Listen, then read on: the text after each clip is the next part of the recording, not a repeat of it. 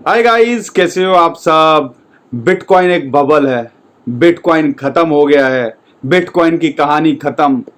उम्मीद करता हूं आजकल यही सोशल मीडिया हो या जितने भी न्यूज़ चैनल हो या आपके आस पड़ोस वाले हो, ज़्यादातर यही स्टेटमेंट आपको सुनने को मिलती होंगी। लेकिन यहाँ पर शॉर्ट टर्म में तो हम बात करेंगे ही, लेकिन अगर बात करते हैं लॉन्ग टर्म की, अपना जो है सोच को आपको 6 महीने, 1 साल, 2 साल, 3 साल के लिए अगर आगे सोचो, तो क्या आपको नहीं लगता कि यहां से बहुत अपॉर्चुनिटी है। एग्जाम्पल देता हूं, मार्केट क्रैश करी, बिटकॉइन जो कि डोमिनेंस जिसकी 49-50% तक चली गई थी पूरी पूरी क्रिप्टो करेंसी मार्केट की, वो दोबारा से 41 to 43% डिफरेंट डिफरेंट वेबसाइट पे अलग अलग डाटा आता है, वो पहुंच गई है। यानी कि बिटकॉइन के पेयर के अंदर जितने भी ऑल्ट कॉइन्स हैं वो टूट नहीं रहे हैं, बल्कि बढ़ गए हैं। क्या है, मैं इथीरियम की बात करता हूं, और अमेजिंग बात क्या है, डोट की बात करते हैं तो वो 30-40% से ज्यादा बिटकॉइन के पेयर के अंदर बढ़ गया। यानी कि आपको मौका मिला बिटकॉइन को यहां बढ़ाने का। अल्टीमेट टारगेट आपका क्या है? पैसा कमाना। लेकिन पैसा कमाने के लिए सबसे बड़ा मोटिव क्या होना चाहिए आपका, कि मैं बिटकॉइन कैसे बढ़ाऊं। और यहां पर बिटकॉइन जब तक नहीं बढ़ेगा तब तक आपका पैसा अल्टीमेटली कैसे बढ़ेगा, आप ये बताइए। तो यहां पर बिटकॉइन डाउन होने के बाद भी बिटकॉइन ने बिटकॉइन को बढ़ाने के लिए अपॉर्चुनिटी आपको यहां पे दी। अभी भी बात करते हैं, मैटिक की बात कर लो, कल रात को 20-25% बढ़ गया। डॉट की बात करो, वो पहले ही थोड़ा बढ़ा हुआ था लेकिन उसके अंदर स्पाइक ड्यू है। हमने अपनी लास्ट वीक की वीडियो में यही बोला आपको, $20,000 से ऊपर ये सस्टेन करना चाहिए। एक वीक आएगा, वो वीक आया और आके चला गया, और इस टाइम पे $21,000 चल रहा है। लेकिन यहाँ पे सबसे बड़ी जो दुविधा है, जैसे ही वीकेंड पास आता है तो हर किसी को लगने लगता है कि भैया यहाँ कुछ गड़बड़ ना हो जाए, क्योंकि स्टेटमेंट्स तो अच्छी नहीं आ रही हैं। ओवरऑल मार्केट की बात करें, सारी चीजें निकल के आई। पीछे इलॉन मस्क ने बोला मैंने किसी को इन्वेस्टमेंट करने के लिए नहीं बोला। अरे भैया, इन्वेस्टमेंट करने के लिए नहीं बोला, लेकिन जो आपके एक्शन है वो अल्टीमेटली बता देते हैं कि आप क्या सोचते हो क्रिप्टो करेंसी के बारे में। हर चीज बताने की जरूरत नहीं होती है, आपकी सोच यहां बताती है। आपको एक और चीज बताता हूं, जिन लोगों को आज भी डर लग रहा है ना बिटकॉइन और क्रिप्टो करेंसी के अंदर, तो वो ये डाटा देख लीजिए। जितनी भी बड़ी बड़ी कंपनीज हैं, मैं बात कर रहा हूं जो डायरेक्टली बिटकॉइन के साथ में या क्रिप्टो करेंसी के साथ में जो है इन्वेस्टेड नहीं है, डायरेक्टली रिलेटेड नहीं है, उसका डाटा मैं अभी खंगाल रहा था। मैं आपको सारी चीजें बताऊंगा ताकि आपके लिए एक आई ओपनिंग रहे, और अगर आप रिस्क ले सकते हो, फ्यूचर अगर आपको लगता है क्रिप्टो करेंसी का है, टेक्नोलॉजी आप समझते हो, तो आप अपना माइंड मेकअप कर पाओ। तो यहां पर स्टॉक जो हैं, जो लिस्टेड हैं, पब्लिक कंपनीज जो कि कुछ ना कुछ कर रही हैं क्रिप्टो करेंसी के अंदर, डायरेक्टली रिलेटेड नहीं है, पार्टनरशिप में है या कुछ ना कुछ कर रही हैं, उनमें से सबसे बड़ी कंपनी है Microsoft corporation, visa, master card, PayPal, CME, block, Nasdaq. ये सारी जो कंपनीज है जो डायरेक्टली कुछ नहीं कर रही है क्रिप्टो करेंसी के अंदर, लेकिन हाँ ये जो है कहीं ना कहीं पार्टनरशिप या रिलेटेड है। एक और डाटा जो निकल के आया, जिन्होंने डायरेक्टली भैया ओपनली बताया हुआ है कि हमने बिटकॉइन के अंदर इन्वेस्टमेंट की हुई है, माइक्रो स्ट्रेटेजी हो गया, टेस्ला हो गया, गैलेक्सी डिजिटल हो गया, स्क्वायर हो गया, कॉइनबेस हो गया, नेक्सन हो गया, वाइजर हो गया। तो ये सारी कंपनीज बड़ी बड़ी कंपनीज हैं जिन्होंने डायरेक्टली बिटकॉइन के अंदर इन्वेस्टमेंट की हुई है। पब्लिक लिमिटेड कंपनीज, मैं बता रहा हूं ये सारी लिस्टेड कंपनीज हैं। आपको समझना पड़ेगा, जब इतनी इंटेलेक्चुअल जो कंपनी होती है, जिनके अंदर इतने सारे एडवाइजर्स होते हैं जो इन कंपनी के लिए एडवाइस करते हैं, या इन कंपनी के जो टॉप लीडर्स होते हैं उनको एडवाइस करते हैं क्या फ्यूचर हो सकता है, क्या चीज़ें हो सकती हैं, उसी हिसाब से यहाँ पर वो चीज़ें करते हैं। और अगर ये इन चीज़ों के अंदर इन्वॉल्व हैं तो आप समझिएगा कि किसी समझदार आदमी ने ही उनको जो है एडवाइस दी होगी। ऐसा तो नहीं है रात को उठे और सुबह याद आया कि भैया बिटकॉइन खरीद लो, ऐसा नहीं होता। पूरी की पूरी स्ट्रेटजी होती है। एक और आपको डाटा बता दूं, यहाँ तो मैंने बात करी जो है कंपनीज की, अब मैं बताता हूँ आपको कंट्रीज जो है। ज़्यादातर कंट्रीज इंडिया के अंदर भी ना लीगल है ना इलीगल है, रेगुलेशन नहीं आए हैं लेकिन टैक्स लग गया है, तो आप कह लीजिए यहाँ पे आप जोड़े में कम से कम इसको ट्रेड कर सकते हो।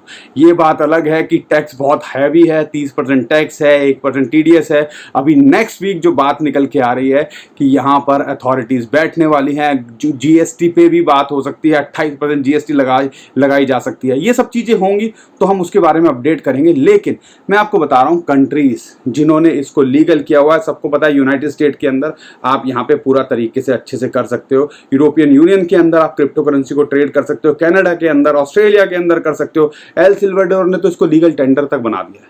तो बहुत ही कम कंट्रीज हैं इंक्लूडिंग चाइना जहां पे क्रिप्टो करेंसी बैन है। यहां पर आप समझिए सबको पता है कि क्रिप्टो करेंसी को आप बैन नहीं कर सकते। और आपको बता दूं सबसे ज्यादा होल्डिंग बात करते हैं कि जो वहां की जो लोग हैं वो बिटकॉइन को होल्ड करते हैं। वो बैन है एक अलग चीज है, you can not ban it technically अगर आप टेक्नोलॉजी समझते हो, लेकिन यहाँ पर होल्ड करते हैं। और अभी भी वहाँ का ट्रेडिंग डाटा छन छन के आता है तो पता चलता है कि वहाँ पे ट्रेडिंग अभी भी जारी है। तो आपको समझना है हमारी गवर्नमेंट क्यों इसको बैन नहीं कर पाई। उनको भी पता है टेक्नोलॉजी है, वक्त के साथ चलना है, साथ के साथ टेक्नोलॉजी को भी जो है अडॉप्ट करना है, और यहाँ पे जो लोगों का इन्वेस्टमेंट है उसको भी साथ के साथ लेके चलना है। तो उसके लिए उन्होंने क्या किया, चलो हम इसके ऊपर टैक्स लगा देते हैं। कई लोग जो हैवी टैक्स देख के चले जाएंगे और ऐसा ही हुआ। इंडियन एक्सचेंज पे देखो वॉल्यूम बहुत कम हो गया है। और यहाँ पर साथ के साथ में लेकिन अपॉर्चुनिटी देखने वाले जिनको पता है मैं यहाँ से 100 रुपये कमा सकता हूँ तो मुझे कोई दिक्कत नहीं है 30 रुपये गवर्नमेंट को देने के लिए, ऐसे भी लोग हैं और वो आज भी ट्रेड कर रहे हैं और वो करते रहेंगे। लेकिन आपको बता दूं बिटकॉइन के साथ ये चीज पहली बार नहीं हो रही है। 2012-13 में हुआ, 16-17 में हुआ, 20 में हुआ, 21 में हुआ और अभी भी हमें देखने को मिल रहा है। और फिर बिटकॉइन अपने जो है सपोर्ट पे आता है या ऐसे लेवल पे आता है जहां पे लगता है कि सिचुएशन खत्म है, इसके आगे कुछ नहीं हो सकता। और आज नए लोग जो है खासकर वो इतने डरे हुए हैं, उनको लगता है कि यहाँ सिचुएशन कहानी खत्म हो गई है। इसीलिए मैंने आपको बताया कौन कौन इसके अंदर इन्वॉल्व है, क्या कंट्रीज इसके ऊपर कर रही हैं। तो बहुत कुछ चल रहा है, बस आपका विजन होना चाहिए और आपकी रिस्क होना चाहिए। रिस्क उतना लो जितना आप झेल सको और रातों की नींद ना उड़े। सिचुएशन क्या होती है, यहाँ पे लोग उल्टा करते हैं। मेरे पास में 100 रुपए हैं, मैं कोशिश करता हूँ 100 रुपए तो अपने लगा ही दूं, साथ के साथ में 20 रुपए चाचा से ले लूं, 30 रुपए फूफा से ले लूं, 10 रुपए क्रेडिट कार्ड से ले लूं, घर पे भी अपना गिरवी रख दूं। बहुत सारे लोग हैं वो ही खासकर आज की डेट में पैनिक में है और हम लगातार यही बोलते हैं भैया ये गलती मत करो। समझदारी क्या होनी चाहिए। 100 रुपए हैं, चलो 50 रुपए मेरे पास अलग जगह पे सिक्योर जगह पे है, मैंने 30 रुपए कहीं और लगा दिए, 10 रुपए एफडी में रख दिए, 10 रुपए स्टॉक में लगा दिए या 10 रुपए इसके अंदर लगा दिए।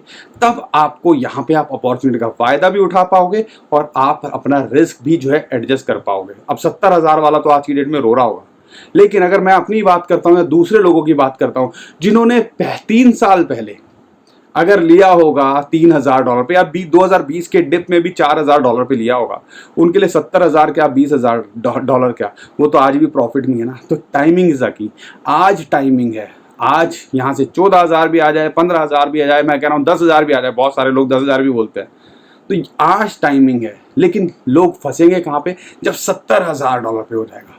तो ये सारी बात हो गई ज्ञान की। लेकिन अभी जो इंपॉर्टेंट बात है बिटकॉइन यहाँ से क्या लगता है दोस्तों, मंथली कैंडल जो है इसकी क्लोज करना बहुत ज़रूरी है। 21,000 से ऊपर 21,000 देखोगे आप, ये रेजिस्टेंस जो है लगातार बनता हुआ आ रहा है, $21,200-300। तो ये जोन के ऊपर जाता है तो अगला जो रेजिस्टेंस है वो $22,000 अगर उसके ऊपर जाता है तो हमें लगता है एक पंप देखने को मिल सकता है जो इसको ले जा सकता है $26,000 तक। और जुलाई का डाटा ये कहता है कि कैसी भी सिचुएशन रही हो, ज़्यादातर बिटकॉइन का प्राइस जुलाई के अंदर अच्छा रहता है। और जिस हिसाब से सिचुएशन यहाँ पे वर्स रही है क्रिप्टो करेंसी मार्केट के अंदर पिछले 3 महीने के अंदर, तो यहाँ पे एक उम्मीद है कि जुलाई अच्छा करना चाहिए। और अगर 21,000 से ऊपर क्लोजिंग हो पाती है तो फिर एक पंप देखने को मिल सकता है। अगर नहीं यहाँ पे सपोर्ट मिलती है तो पहली इमीडिएट जो सपोर्ट है वो $20,000 है, उसके बाद 19,200 है।